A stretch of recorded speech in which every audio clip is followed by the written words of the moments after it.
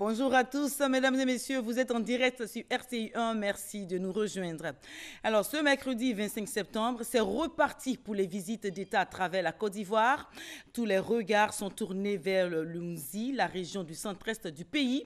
Alassane Ouattara, le président de la République, arrivera dans quelques instants à Dimokro, le chef-lieu de la région du Lunzi, pour une visite de 4 jours, festive, joyeuse et aussi chargée de travail en mesure pour impulser le développement des départements de la région d'Ounzi. C'est ainsi que se veut cette rencontre du chef de l'État avec les communautés de la région. Les populations, quant à elles, se mobilisent depuis des jours pour réserver un accueil chaleureux aux personnalités. Vous le verrez dans quelques instants. Alors, au programme, Conseil des ministres, rencontre avec les autorités politiques, administratives, coutumières, locales et meeting. Cette visite d'État est la toute première tournée du président de la République pour l'année 2019 à travers les villes et communes du pays. Pour la circonstance, RTI 1 s'est installé à Dimokro en vue de la retransmission directe de tout ce qui va se dérouler dans la région. Alors restez avec nous pour vivre tout ça en direct. La liaison sera établie d'un moment à l'autre avec Victorien Angoua, mais avant tout ce déroulement et pour enrichir ce plateau avec des analyses, des éclairages, j'ai à mes côtés Claude Sailly. Claude Sailly est consultant, politologue. Bonjour Claude Sailly. Bonjour. Alors, merci d'avoir accepté notre invitation. Alors, le président Alassane Ouattara sera dans quelques instants à Dimokro pour débuter son périple dans la région du Ounzi. De la dernière visite dans le Yoruba qui englobe le Orodougou, le Béré et le Bafing, en juillet 2015 à aujourd'hui. Alors, il est juste de se poser la question suivante. Quelle est la vision du chef de l'État à travers ces visites? Alors, merci déjà à la télévision, à la RTI de retransmettre ces moments. Vous avez dit que ce sont des moments festifs, des moments joyeux, mais ce sont des moments studieux, des moments de communion avec les populations, mais surtout des moments de travail. Oui. Alors, la vision du chef de l'État a été simple. Quand vous voyez les différentes visites d'État qui ont été faites dans les régions précédentes, il y a une vision. Cette vision s'est traduite en stratégie.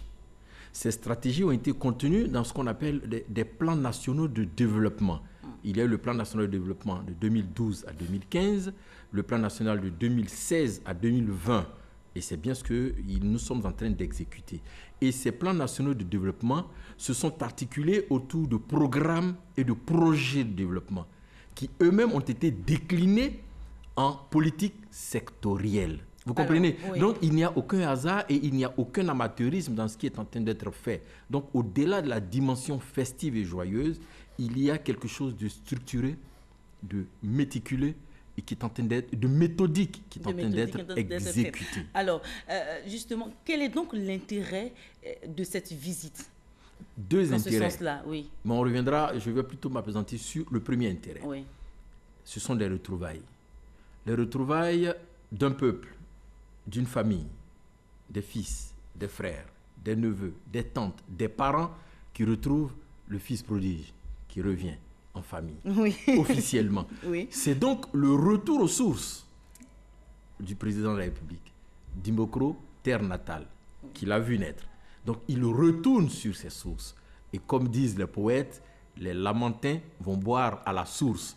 En ces moments assez tumultueux, il est très important, coïncidence du calendrier, que justement, cette visite-là s'inscrive à cette période-là où il repart donc se ressourcer auprès des parents. Quel sens a cette visite-là pour lui particulièrement? Oui, alors je dis, avant qu'on atteigne la dimension studieuse et de travail, oui. C'est une visite qui sera empreinte de beaucoup d'émotions. Parce qu'il retourne sur ses terres. Pour le président de la République, oui. Il retourne sur ses terres natales. N'oubliez pas que la cour familiale y est. N'oublions pas que c'est la première visite d'un chef d'État en exercice qui se fait à Dimokro. À Dimokro. C'est vrai qu'il y est allé oui. pendant la campagne en 2015. Voilà, oui. Et c'est bien à Dimokro que s'est tenu son premier meeting de campagne. Après le lancement de la campagne qui s'était fait, ce lancement à Yamoussoukro. Premier meeting de campagne en 2015 à Dimokro où il a fait la promesse de revenir à Dimokro. C'est bien ce retour qui est en train d'être fait. Donc c'est un retour qui est fait. C'est une promesse de campagne. Ah non, c'est une promesse de campagne, mais d'un chef d'État. D'un chef d'État. Donc je vous dis, c'est vraiment historique parce que c'est la première fois qu'un chef d'État en exercice arrive pour une visite d'État à Dimbokro. Ça, c'est important de le souligner. Alors, est-ce aussi une façon pour le président de dire qu'aucune des régions, des 31 régions, ne sera oubliée? Oui, bien sûr. Je vous ai dit que cette visite-là, vous avez vu toute la séquentialisation que j'ai faite de la stratégie au programme, des programmes à la dimension, à la politique sectorielle. Et il l'a promis, aucune de ces régions ne sera oubliée. Après donc l'Unzi, c'est sûr qu'il y aura le Hambol, c'est sûr qu'il y aura le Moronou. Et en tant que président de la République, chef de l'État, il couvrira l'ensemble des 31 régions et l'ensemble des districts. Et ça, c'est...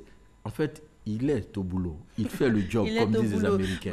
Vous l'avez dit dès l'entame de vos propos, que cette rencontre, c'est vrai, elle sera joyeuse, festive, mais elle se veut studieuse. Oui. Donc, on va parler un peu de développement. Alors, on voit dans cet acte-là du président de la République d'insuffler un nouveau souffle, de pouvoir impulser un nouveau développement, un développement aux régions, mais ma foi, l'opposition voit dans ces visites d'État-là qui se font à l'orée de 2020, vous le savez, une pré-campagne. Alors, quel est votre regard là-dessus? Alors, qu'est-ce qu'on dirait donc de la vingtaine de visites d'État qui ont été faites avant donc celle-ci? Mais non, elle s'inscrit dans une logique méthodique. Non. Vous savez, je vous dis toujours sur ce plateau, quand on échange, qu'il faut... c'est vrai qu'il faut tenir compte de toutes ces rumeurs, il faut tenir compte aussi de toutes ces émotions infantiles. Ça arrive. L'opposition est dans son rôle, expliquez-nous. Oui, bien sûr, c'est ce que je vous dis, et c'est tout à fait normal. Oui. Mais souvent, il faut regarder la réalité en face et puis comprendre que le développement d'un pays, la construction d'une nation, bâtir un État est bien plus sérieux que le ragot de salon. Faisons très attention. On parle de la Côte d'Ivoire. On parle de la Côte d'Ivoire du Fouet-de-Boigny. Autrement on parle dit, de la Côte d'Ivoire, de la la fonction du chef de l'État n'a rien à voir avec la politique politicienne. Non, pas du tout. Non, pas du tout. Je vous dis, ça s'inscrit dans cette logique-là. Et puis, vous l'avez dit, le Nzi a besoin de cette visite. Cela nous rappelle, et nous l'avions demandé avec insistance, que nous revenions à ces fêtes d'indépendance tournantes. À défaut de ces fêtes d'indépendance tournantes, il y a des visites d'État qui sont des visites de travail. Figurez-vous que au programme de cette visite d'État, il y aura un conseil des ministres tout à l'heure. C'est la première action qui va être posée par le chef de l'État.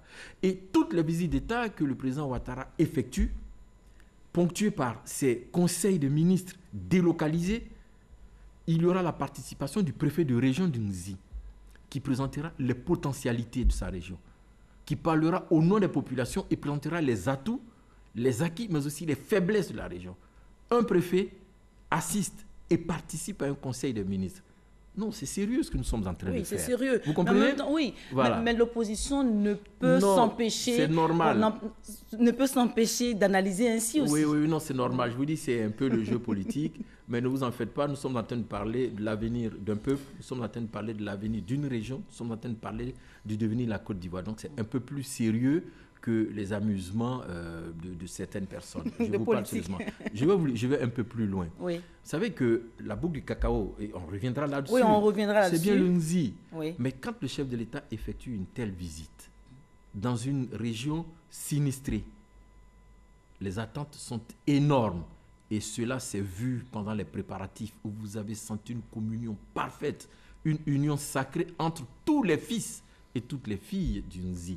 C'est dire qu'au-delà de la dimension politique et politicienne, oui, il y a ce que le peuple recherche.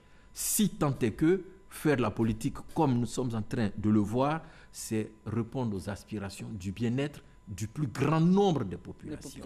Alors, donc justement, avant d'autres avis sur cette actualité, nous allons dans le département de Dimokro, le chef-lieu de la région de Nzi. Nous allons parler de développement. Le programme d'entretien routier a facilité l'accès à la localité par le reprofilage de la voirie. Et Jenna Toubé. Dimbokro, via Toumoudi, est à 260 km d'Abidjan, la capitale économique, et 60 km de Yamoussoukro, la capitale politique. Seulement 30 km séparent le chef-lieu de la région du Bélier de Dimbokro. La route qui relie ces deux localités connaît un fort taux de fréquentation. Automobilistes et usagers s'accordent pour dire qu'il est aisé de l'emprunter en son état actuel.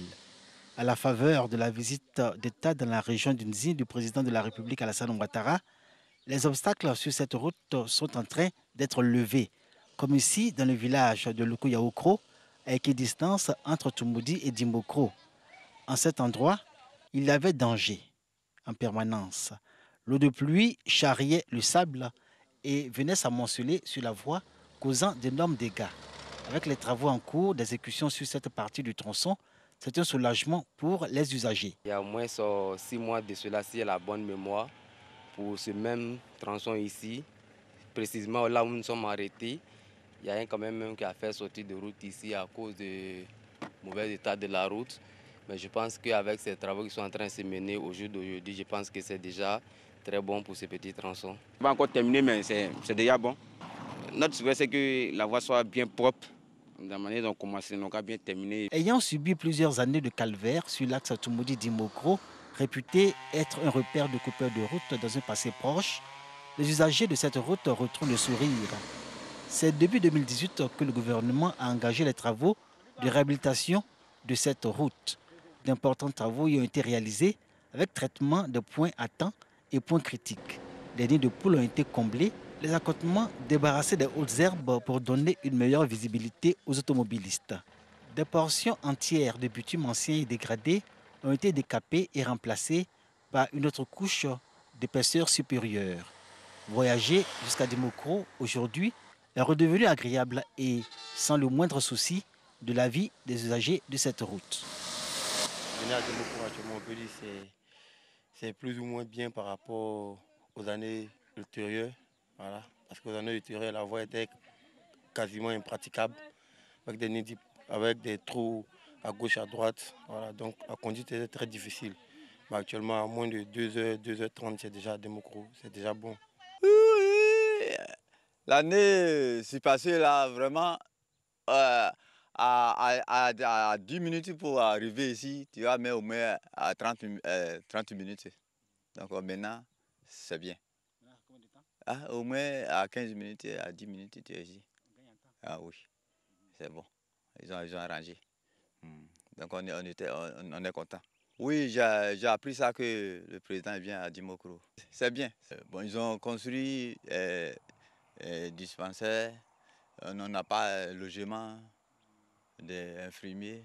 Vraiment, ça nous bloque. L'eau à pompe ici, là, bon, avant le village est petit. Et maintenant, il y a des gens, on est un peu nombreux. Donc ça ne suffit pas.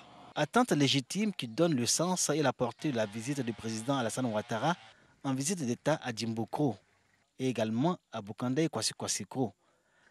La ville, au soleil radieux pour évoquer la chaleur constante en toute saison dans cette localité, va connaître un accroissement de sa population. La ville elle-même va tirer de cette visite d'État de nombreuses sources d'opportunités.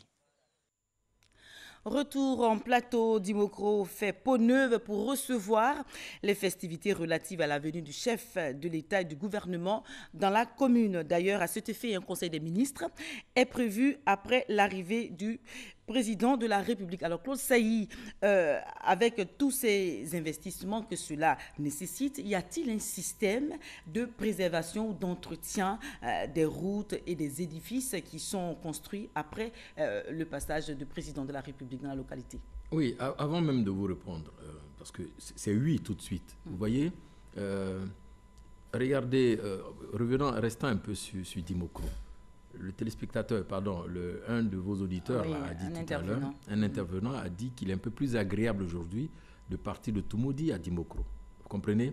Et vous allez voir, pour ceux qui n'ont pas cette habitude, peut-être qui restent dans les villes d'Abidjan, les quartiers d'Abidjan, et qui n'affrontent pas les réalités de l'intérieur du pays, ne comprennent pas la douleur qu'il y a de quitter Dimokro à Bokanda. 68 km que vous parcourez en 2h30. 68 km de route en 2h30. Pour ceux qui connaissent bien Ananda, d'Ananda à Bokanda, 38 km, c'est l'enfer. Dimokro étant, Bokanda étant à près de 260 km d'Abidjan, vous avez l'impression, partant de Dimokro à Bokanda, que vous partez au bout du monde. Donc, vous ne pouvez pas imaginer la souffrance des populations. L'état des routes. L'état des routes. Alors, c'est ce genre de visite. C'est vrai que dans les plans de développement qui sont adressés, il y a tous ces projets, mais ces visites-là permettent de montrer au chef de l'État, de faire en sorte que tout le monde comprenne les difficultés et qu'il y a lieu de booster l'économie de cette région. C'est ça l'avantage de ces visites-là. Alors, est-ce que ces acquis-là sont entretenus? En principe, cela devait l'être. C'est la raison pour laquelle je pense que dans le dernier mouvement gouvernemental qui a été fait, il y a un chapitre qui a été consacré. Vous savez, on est parti donc du ministère des Infrastructures au ministère de l'équipement et de l'entretien des routes. C'est dit qu'il y a une volonté de préserver ces acquis, de les améliorer d'ailleurs. Donc, en principe, cela devait être fait avec toute la politique de décentralisation qui a été faite, qui part du gouvernement aux régions, des régions aux communes, des communes aux sous-préfectures.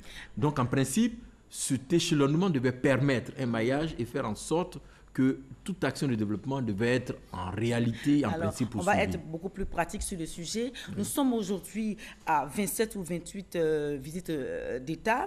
Alors, quand on jette un regard dans le rétroviseur, est-ce que les localités déjà visitées ont pu effectivement conserver ou entretenir les acquis des tournées présidentielles? Oui, déjà, quand vous mettez du bitume, vous comprenez que ce n'est pas quelque chose qui se fait et qui va être détérioré en moins de 3, 4, 5 ans. C'est déjà un acquis. Un avantage énorme. Quand des centres de santé, des dispensaires, des adductions d'eau potable, quand tout cela est fait, mais c'est pour la pérennité. Maintenant, je dis, il faut encore que les conseillers régionaux, il faudra encore que les régions, que les FIS, les cadres, que l'État continue donc d'encadrer, d'entretenir et de préserver ces acquis-là. Est-ce qu'il revient à l'État encore de regarder, c'est vrai que l'État doit suivre, mais est-ce que ce n'est pas plus au cadre, je vais dire, à la municipalité, à la région, pouvoir se donner les moyens pour entretenir tous ces acquis-là? D'accord, mais non, ne faisons pas d'amalgame. Oui. Il y a des institutions républicaines qui sont créées pour le fonctionnement. On a parlé de décentralisation, comprenez? Il y a les conseils régionaux, il y a les communes, il y a les mairies, il y a les sous-préfectures. Maintenant, les cadres viennent en appui à travers les mutuelles de développement, mais à travers surtout les compétences que ces cadres-là représentent dans leurs activités professionnelles. Mais il y a les conseils régionaux, et ces conseils régionaux-là sont là pour travailler au quotidien pour l'État auprès des populations. Donc, en principe, ça doit se faire, et c'est ce qui se fait. Et je pense que Dimokro, Bokanda, Kwasi Kro ne regretteront pas ces visites. Si vous voyez, et d'ailleurs, regardez bien, quand vous voyez tous les cadres là, qui se mobilisent pour la réalisation, la réussite et le succès de ces visites. Que les cadres se mobilisent pour l'instant présent, pour la venue du président de la République dans la région. Après, qu'est-ce qu'on fait? Non. Prenez l'exemple de Dimokro, vous allez voir que le président ira à Bokanda, celui qui aujourd'hui entré au gouvernement, Nguessan Lataille, n'oubliez pas, hein, c'est un élu local. Président du conseil régional. Mais la question est déjà justifiée. Un avantage. Monsieur Claude Sailly, la question est justifiée parce que Dimokro a participé, a bénéficié des fêtes tournantes de l'indépendance. Mais en 70. Aujourd'hui, comment expliquer le déclin de la localité? Alors, deux éléments. Vous parlez d'infrastructure et vous parlez de déclin en même temps. Donc, il y a deux éléments. L'infrastructure en déclin. Oui, mais n'oubliez pas que l'infrastructure décline aussi. Hein. Une route qui est faite, mais le bitume qui est fait, il faut le renouveler. Posez la question à beaucoup de personnes qui sont en démocratie, si elles se souviennent la dernière fois où des pelleteuses sont allées, où le bitume a été fait. Je ne suis pas très sûr qu'elles se souviennent. Donc, ce sont des infrastructures qu'il faut améliorer, qu'il faut renouveler. Des édifices, des bâtiments, il faut les renouveler, c'est ce qui se fait, vous savez. Et ensuite, il y a maintenant la deuxième dimension qui est d'aller au-delà de ce qui existe. Et c'est à ce niveau-là, justement, que les cadres, que les mutuelles, que les conseils régionaux doivent s'impliquer pour faire en sorte que nous allions au-delà de ce qui existe, au-delà de l'existant, au-delà des acquis. Et ça, c'est le travail de tous les jours. Et à votre propre niveau. À votre propre niveau, il y a cette question d'élévation. Il faut aller un peu plus loin, il faut aller plus haut que ce qu'on a aujourd'hui. Mais malheureusement, ces régions-là qui ont connu, n'oubliez pas que nous avons traversé des périodes assez difficiles. Oui. Et si on ne prend pas cela en compte dans la dimension de progrès que le président Ouattara est en train d'insuffler, on fera fausse route dans l'analyse que nous faisons. Alors, merci pour cette réponse qui est vraiment qui satisfait plus ou moins. Alors, si vous venez de nous rejoindre, mesdames et messieurs, vous êtes en direct sur RTI 1. Tous les regards sont rivés vers la région du Oumzi, dans le centre-est de la Côte d'Ivoire. Alassane Ouattara, le président de la République, arrivera dans quelques instants à Dimokro dans le cadre de la visite d'État qui débute ce mercredi dans la région du Oumzi. Alors, une tournée qui s'achèvera le samedi avec un grand meeting à Dimokro. Alors, nous parlons tantôt de politique de développement de nos régions. Alors, qu'est-ce qui pourrait expliquer, selon vous, l'évolution quasi identique des villes et communes du pays? Vous avez parlé de décentralisation tantôt. Oui, mais écoutez, un pays a une âme, une ville a une âme, une région a une âme, et c'est l'ensemble de ces âmes qui constituent l'âme commune que nous appelons la nation. Vous comprenez? Et nous avons le devoir de faire en sorte que nous allions un peu plus loin. C'est vrai que très souvent, à partir des visions urbaines que nous avons du développement d'un pays, on a du mal à comprendre que le rural est en difficulté. Nous devons aider ces parents-là. C'est cela notre rôle. C'est cela le rôle de l'élite. C'est cela le rôle des leaders politiques. C'est cela le rôle de l'État. Aller auprès de ces parents-là et leur donner le mieux-être, le bien-être, le bonheur qu'elles méritent, qu'elles nécessitent et pour lesquels, justement, elles ont donné mandat à des fils. Donc, c'est un devoir que de procéder à ce développement de ces infrastructures, de ces acquis, qu'ils soient de l'équipement, qu'ils soient social et autres. Mais je voulais profiter de ce point-là pour évoquer la spécificité de Dimokro, ville de brassage, ville culturelle. Vous savez, des jeunes ne vont peut-être pas se souvenir de quelqu'un qui s'appelle Koné Samba Ambroise. Pendant plusieurs décennies, il a été le député maire de la ville de Dimokro. Et pourtant, Koné Samba Ambroise est originaire de Katiola.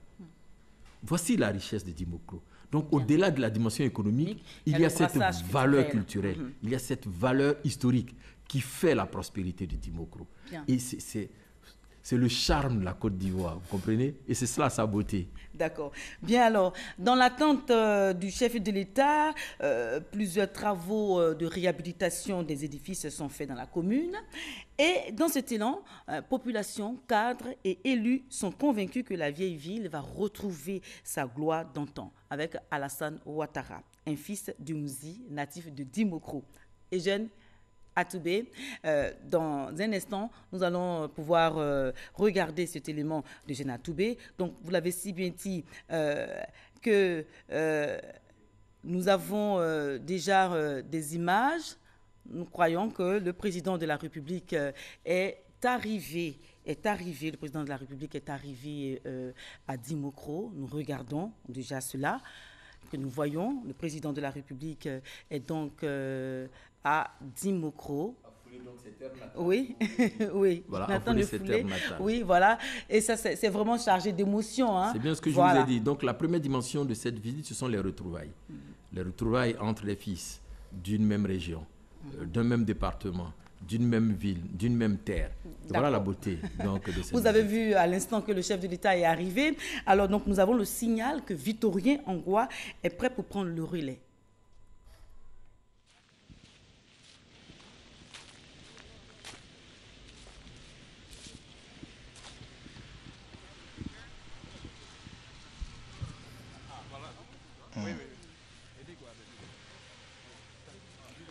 D'accord, voilà.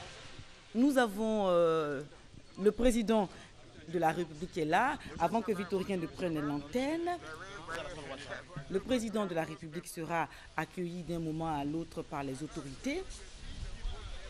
Oui, alors, ils vont faire le circuit normal, arriver à l'Arc de Triomphe, reçu par le Premier ministre, remise de bouquet. Ensuite, il passera en revue les différentes personnalités présentes. Le ministre d'État, le ministre de l'administration du territoire, le ministre de la sécurité. Bonjour mesdames et messieurs, bonjour chers téléspectateurs de RTI 1. Le président de la République, Alassane Ouattara, effectue une visite d'État dans la région d'Unzi du 25 au 28 septembre pour saluer ses parents et de cette région et toucher du doigt les problèmes qui minent la localité, autrefois capitale de la boue du cacao. Depuis l'annonce de la nouvelle par le ministère de la décentralisation de l'administration du territoire, le chef-lieu de région s'attelle aux préparatifs. Comité d'organisation, chefs coutumiers, jeunes et populations sont à pied d'œuvre pour la réussite de cette visite. Mesdames et messieurs, nous sommes ce 25 septembre ici à Dimokro pour accueillir le chef de l'État. Je vous le dis, il vient justement d'arriver. Tout à l'heure, il va recevoir les honneurs militaires. Je rappelle que sa tournée le conduira demain 26 septembre à Kwasi-Kwasi-Kro pour son premier meeting, le 27 septembre à Bokanda pour le second et le 28 septembre, le meeting de clôture à Dimokro, ça sera au stade Kone Samba Ambroise. Mais avant, sachez que le président va présider le conseil des ministres ici à Dimokro ce jour. Alors on aperçoit son véhicule de commandement qui va se déplacer tout à l'heure pour les honneurs militaires sur la grande voie d'entrée dans la ville de Dimokro en venant de Toumoudi, près du stade Kone Samba Ambroise, ce stade qui abritera justement le meeting de clôture le 28 septembre prochain. Je suis avec M. Conan Kofi Emmanuel Dinanan Kotio pour assurer la retransmission de l'arrivée du président de la République. Chef-lieu, bonjour Nana. Bonjour. Alors, chef-lieu de la région du Nzi, chef-lieu de département, Dimokro est situé au centre de la Côte d'Ivoire, à quelques 80 km au sud-est de la capitale politique et administrative, Yamoussoukro, et à 240 km d'Abidjan, la capitale économique, par voie terrestre. On peut accéder à Dimokro aussi par voie ferroviaire. Sa superficie est de 1601,3 km². Le département de Dimokro est limité au nord par la sous-préfecture de Bokanda, au sud par celle de Tiemekro, à l'est par du Bongwanou et à l'ouest par les communes de Toumoudi et de Yamoussoukro. Il se trouve dans une sorte de cuvette avec un climat très chaud et sec, d'où sa réputation de ville au soleil radieux. Le relief y est peu accidenté. Alors dans le soleil de Dimokro, l'on ne peut parler de cette ville sans faire allusion à la chaleur. Tout à fait. Dimokro compte 4 sous-préfectures. Dimokro, Nofou, Abigui et Djankokro. La sous-préfecture de Dimokro a été créée par le décret 61-16 du 3 janvier 1961. Sa population, selon le recensement général de la population de l'habitat de 2010, est estimée à 61 497 habitants. Le département compte par ailleurs 73 localités rurales. En attendant que le président de la République reçoive les honneurs militaires, on va s'adresser en allant rapidement. Comment se passe la cohabitation entre les populations à Dimokro? Monsieur Angouin, il faut dire que nous vivons en parfaite symbiose à Dimokro. Les populations autochtones, les populations allogènes et les populations allochtones vivent en parfaite symbiose. Vaste de 1601 km², ce département est limité au niveau de la cartographie par Toumoudi, Didievi, Yamoussoukro, Tiebissou, Mbato, Bokanda et Bongwanou. Donc voilà, nous apercevons le véhicule de commandement du chef de l'État qui va tout à l'heure descendre et recevoir les honneurs militaires que nous aurons l'honneur de permettre aux téléspectateurs d'assister. Voilà, le président de la République est descendu.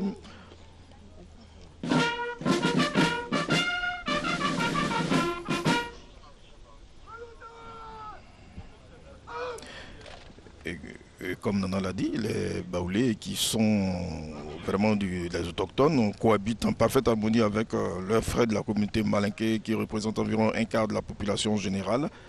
Cette communauté est suivie par les Agnis et viennent ensuite les groupes ethniques du pays. On nous retrouve pratiquement tous les nationaux, mais aussi beaucoup de non-nationaux de la sous-région ouest africaine, notamment des Burkinabés, Maliens, Nigérians, Guinéens, qui vivent en parfaite harmonie avec leur hôte majoritairement Abba. Voilà le président de la République qui salue les personnalités, les ministres, le préfet et le maire. Il y a justement quelques élus qui sont là. Je rappelle que le président entame cette visite et qui ira jusqu'au 28 avec son meeting de clôture au stade Kone Samba Ambroise de Dimokro. Dimokro a été un élément clé dans le développement de la Côte d'Ivoire avec la boucle du cacao. Qu'en est-il aujourd'hui, Nana? La bourse du cacao, ça a été la gloire de l'ancien temps. Mais les terres n'étant plus fertiles, les pluies n'étant plus au rendez-vous, nos populations ont été obligées de se déplacer vers les zones forestières de l'Ouest. À partir de cet instant, Dimokro a perdu son usine d'antan. Aujourd'hui, il faut dire qu'il y a des nouvelles cultures qui sont en train quand même de remplacer le café et le cacao. Nous avons le palmier à huile, nous avons l'EVA et nous avons aussi l'anacade. Voilà. Et puis, au fur et à mesure, la population fait beaucoup de production de manioc, voilà, qui est une culture vivrière et en même temps aussi une culture industrielle parce que le manioc est transformé en beaucoup de denrées. Voilà. Donc, l'un mis dans l'autre, nous ne nous plaignons pas beaucoup. Voilà. D'accord. Oui, justement, parlons du manioc, vous me disiez en off qu'il y a eu des industriels qui ont prévu réaliser des usines ici. Qu'en est-il? Beaucoup de premières pierres ont été posées. Malheureusement, ces usines qui ont été promises n'ont jamais vu de jour. Voilà, donc c'est un appel. Je profite de votre antenne pour lancer un appel à toutes les personnes qui nous ont promis des usines de manioc, que nous les attendons impatiemment. Voilà. Alors, le président de la République vient de saluer le chef d'état-major général et maintenant il va se positionner pour l'hymne national.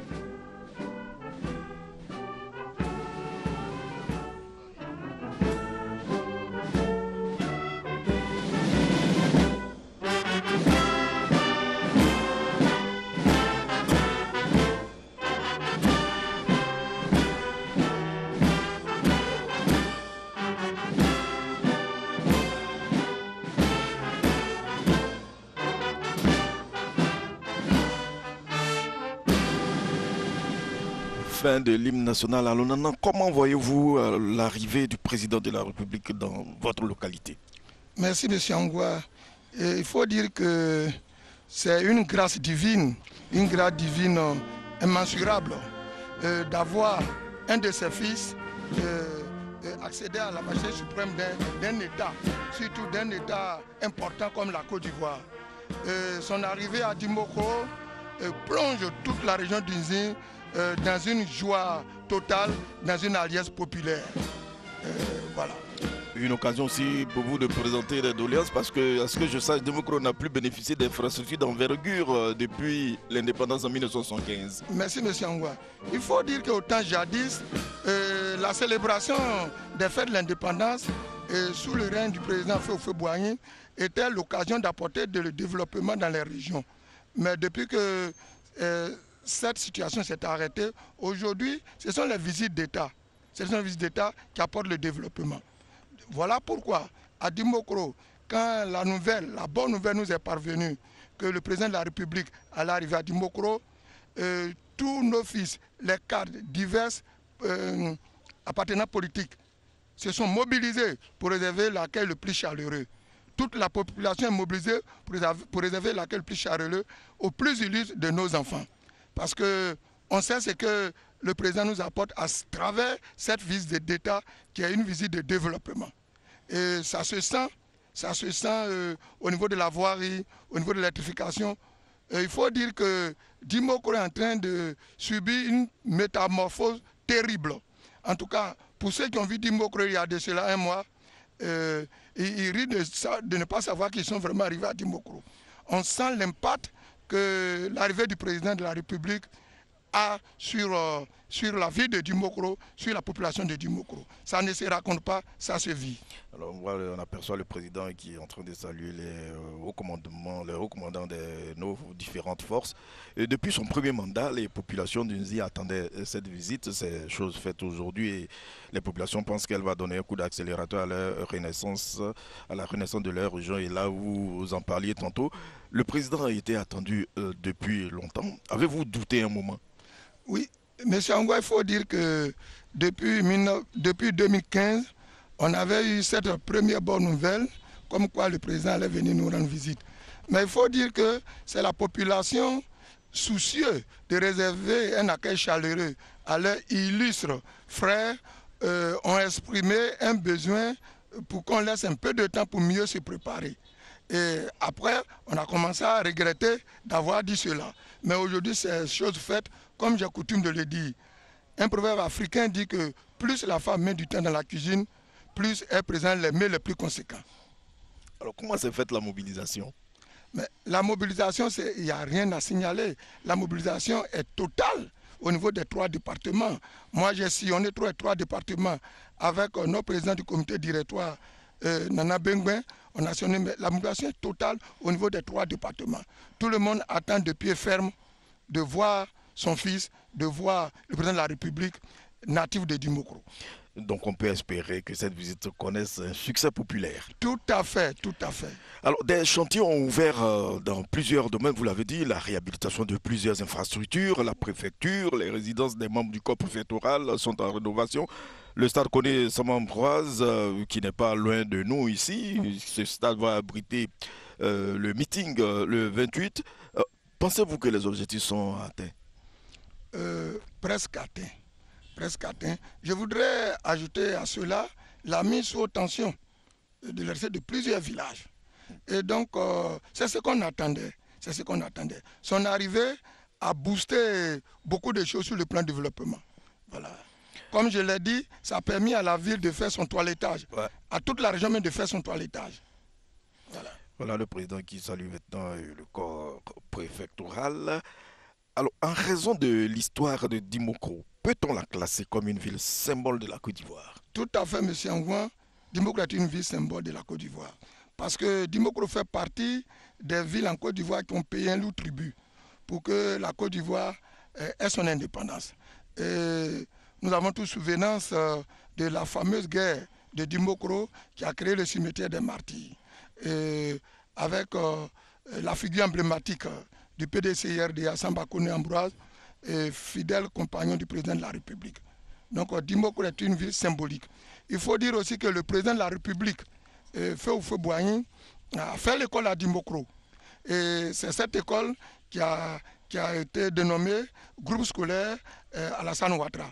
Parce que le président Alassane Ouattara a aussi fréquenté cette école. Donc c'est une école qui a vu de brillants enfants, fait Félix Feu-Boigny, le président de la République. Et vous voyez que tout ça là ne fait que de conforter Dimokro en tant que ville symbolique de la Côte d'Ivoire. Et vous avez cité Koné Ambroise, justement, l'histoire de Dimokro même se confond avec ce personnage, vous l'avez dit, ex-secrétaire général de l'association du PDCI à Dimokro. Qui est-il? Quel souvenir gardez-vous de ce personnage?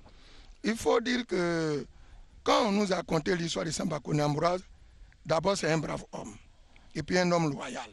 Parce qu'au temps chaud, où, qu'on veuille m'excuser, nos parents même ne croyaient pas tellement à la cession à cette indépendance. Et le blanc, avec toute la puissance qui le caractérise, le colonisateur, toute la puissance qui le caractérise, nos parents n'ont pas fait beaucoup confiance à Feu Boigny, un Africain. Qu'est-ce qu'il peut faire devant la puissance du blanc? Mais voilà que Samba Koné Ambroise, très tôt, s'est fait distinguer. Il a cru au président de la République. Il a cru, et c'est ce qui a valu de lui la place de maire de Dimokro, député et tout cela. Donc on ne cessera jamais de rendre hommage à Feu Samba Koné Ambroise, qui a été une figure emblématique politique de Dimokro. Alors, l'enseignant chercheur d'histoire à l'université Félix Houphouët-Boigny d'Abidjan, Cocody, Dr Kanga Marcel, intervenant lors de la table ronde sur les martyrs de Dimokro, assimilait connaissamment Ambroise au grand héros du Mandingue Soundiata Keïta. Il était le meneur des opposants à la politique coloniale. Décédé au service de cardiologie du CHU de Treichville à Abidjan le 30 octobre 1982, connaissamment Ambroise a été inhumé en avril 1983 auprès de ses compagnons de lutte au cimetière des Martyrs en présence du président fondateur du PDCI et président de la République de Côte d'Ivoire de l'époque, Félix Houphouët-Boigny, ainsi que des dignitaires du dit parti. Le cimetière des Martyrs occupe-t-il la place qui devrait lui revenir, par exemple, dans la promotion touristique? Il faut dire que c'est maintenant. Grâce à Madame le directeur général de la culture, Madame Guéhi, elle fait main et pieds pour que le cimetière des Martyrs soit classé dans le patrimoine culturel de l'UNESCO. Voilà. Et je voudrais profiter de l'occasion pour dire que oui, c'est vrai, Feu Samba Koné Ambroise a été victime de tout ça de maltraitance. Mais c'est un héros parce qu'il a tenu. Il a tenu et il a combattu. Et voilà pourquoi il reste toujours la figure la plus emblématique sur le plan politique dans le département de Dimokro et pourquoi dans la région d'Unzi. Dimokro a aussi bénéficié de plusieurs infrastructures lors des fêtes nationales tournantes en Côte d'Ivoire. Vous en parliez tantôt. Ces fêtes participaient à la cohésion sociale et à la paix car toutes les communautés étrangères et autochtones étaient impliquées. Quel est le souvenir que vous gardez de la fête de l'indépendance ici à Dimokro? Cette fête s'est déroulée en 1975. Moi-même, j'avais 15 ans, j'étais en classe de 5e. La fête de l'indépendance à l'époque, c'est l'événementiel. Voilà. Le développement de la ville. Toutes ces infrastructures qui ont été construites, c'est à la faveur de la fête de l'indépendance. L'hôtel Sieto, la préfecture, le bitumage même. Dimokro a été une ville qui a bénéficié beaucoup du bitumage à la faveur de la célébration de cette fête de l'indépendance. L'UTSI, toutes les infrastructures qui ont fait de Dimokro une ville symbolique ont été toutes faites pendant la fête de l'indépendance. Le marché de Dimokro, qui a brûlé aujourd'hui, qui est tombé en ruine, toutes ces infrastructures ont été faites à la faveur de la célébration de la fête de l'indépendance de 1975. Et depuis ce temps, plus rien ne s'est passé. Et d'ailleurs, tous ces monuments tombent en ruine. L'hôtel Sieto dont vous parlez, la Renaissance, quel est son état aujourd'hui? L'hôtel Sieto. Non, c'est tombé en ruine. Hein. C'est tombé en ruine. C'est tombé en ruine. Ce n'est même plus tout fonctionnel. Je ne parle même pas de problème de fonctionnalité, mais je dis même que c'est tombé en ruine. Et on finit l'hymne national.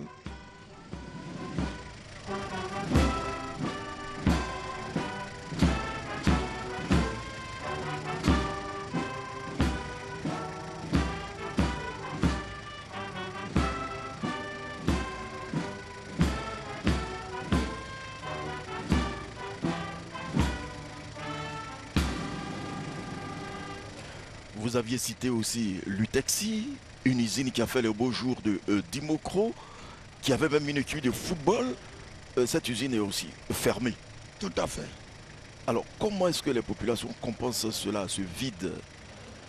Cela a créé un impact très négatif sur le pouvoir d'achat de la population de Dimokro. Il faut dire que l'UTEXI est en quelque sorte le poumon de toute la région d'usine. Parce que la quasi-totalité même des travailleurs venaient presque de toute la région d'Unzi, même s'il y avait d'autres communautés qui étaient avec nous. Et l'UTSI a permis à Dimokro de connaître l'effervescence. Voilà, à l'époque. Presque tout marchait. Mais depuis la fermeture de l'UTSI, les commerçants ne font que pleurer. Parce que le pouvoir d'achat de la population de Dimokro a considérablement baissé. Je dirais que, pour ne pas exagérer, cette population aujourd'hui baigne dans une grande pauvreté, pourquoi pas le misérabilisme même. On parlait tantôt de travaux. Quel est l'état d'avancement des grands chantiers ouverts à l'occasion justement de cette visite? À l'occasion de cette visite, les grands travaux, il y a la mise sous tension de beaucoup de villages au niveau de l'électrification. il y a le bitumage des routes, il y a la route Dimokro-Bokanda dont les travaux ont commencé, le bitumage de la route Dimokro-Bongwanou, les travaux aussi ont commencé, le bitumage même des rues de la ville de Dimokro, ça aussi, on a atteint un niveau important. On a atteint un niveau important. Je dirais que la ville a fait son toilettage.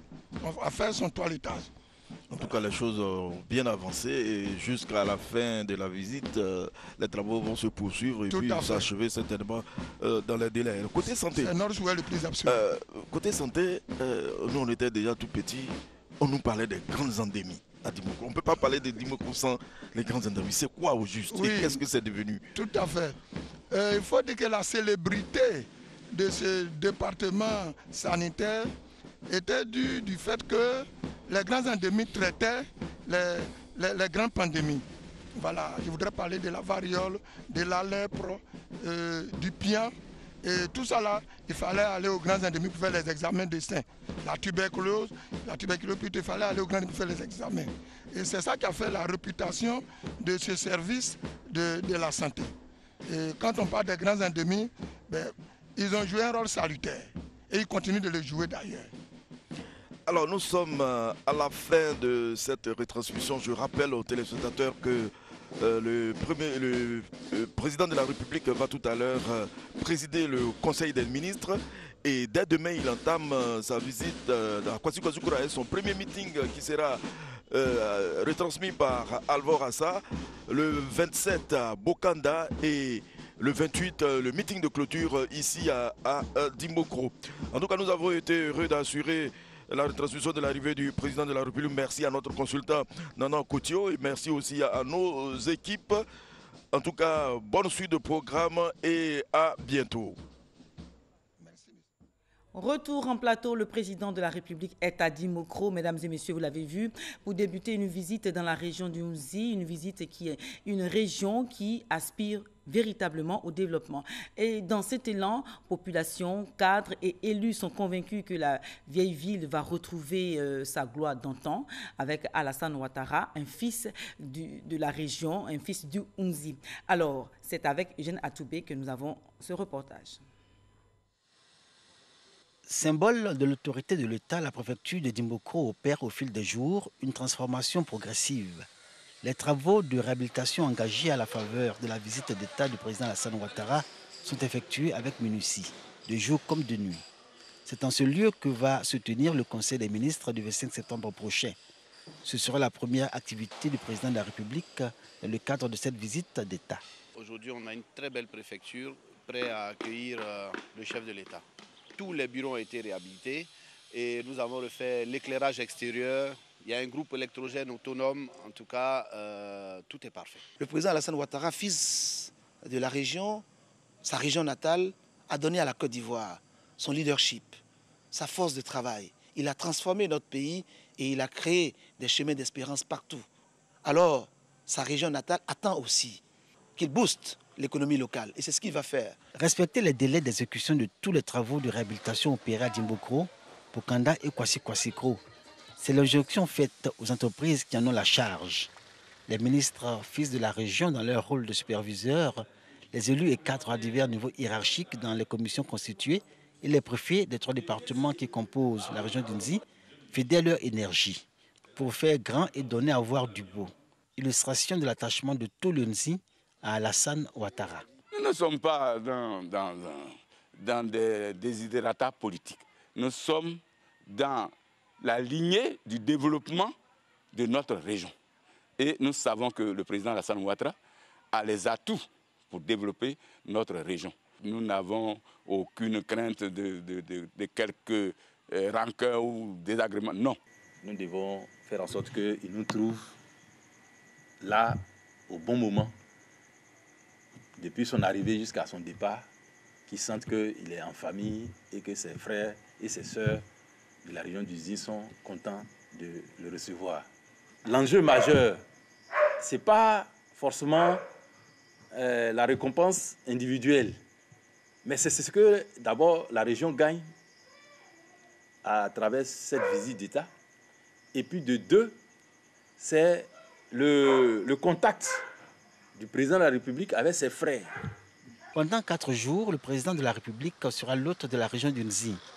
Chef d'État, Alassane Ouattara est surtout fils de cette région et natif de Dimbokro. Nombreux sont les habitants de cette ville à parler du retour de l'enfant prodigue pour évoquer sa visite dans cette ville où les traces de son enfant sont encore visibles. La maison familiale où vivent encore son oncle Sissé Seydou Tchomba et sa tante Sissé Makoro au quartier Soukouradjan, la grande cour à Dioulakro et puis l'école primaire entièrement réhabilitée qui porte son nom. Nous sommes dans la classe où il est passé et cette classe est devenue une maternelle maintenant. Je suis très heureuse de diriger une école dans laquelle le président est passé. En tout cas, c'est une fierté pour moi. Cela me fait plaisir. Et les enfants même qui y passent, ils sont contents. Ils veulent aussi devenir président, pourquoi pas un jour. Le président Alassane, on était tous des enfants de l'école primaire EPP Plateau 1. Il était au CED avec nous. Il y avait moi 12 coups. On était 3, plus lui, Alassane. On jouait au ballon ensemble. Il était le gardien de notre but. Ironie de l'histoire, le voisin de classe d'Alassane Ouattara au cours primaire avait pour père Koné Samba Ambroise. Ami de feu Félix Houphouët-Boigny, premier président de la République de Côte d'Ivoire, modèle et inspirateur de celui qui dirige aujourd'hui ce pays, Koné Samba Ambroise fait partie des pionniers de la lutte pour l'émancipation de la Côte d'Ivoire. Premier maire de Dimbokro, c'est son nom que porte le stade de la ville, construit et livré en 1975, année où Dimbokro a abrité les festivités de l'indépendance de la Côte d'Ivoire. Tombé en désuétude et presque en ruine hier, le salle Koné Samba Ambroise rappelle les souvenirs de cette belle époque. Autre rendez-vous avec le soir 2019. Le salle va abriter le meeting de Dimbokro dans le cadre de la visite d'État du président Alassane Ouattara.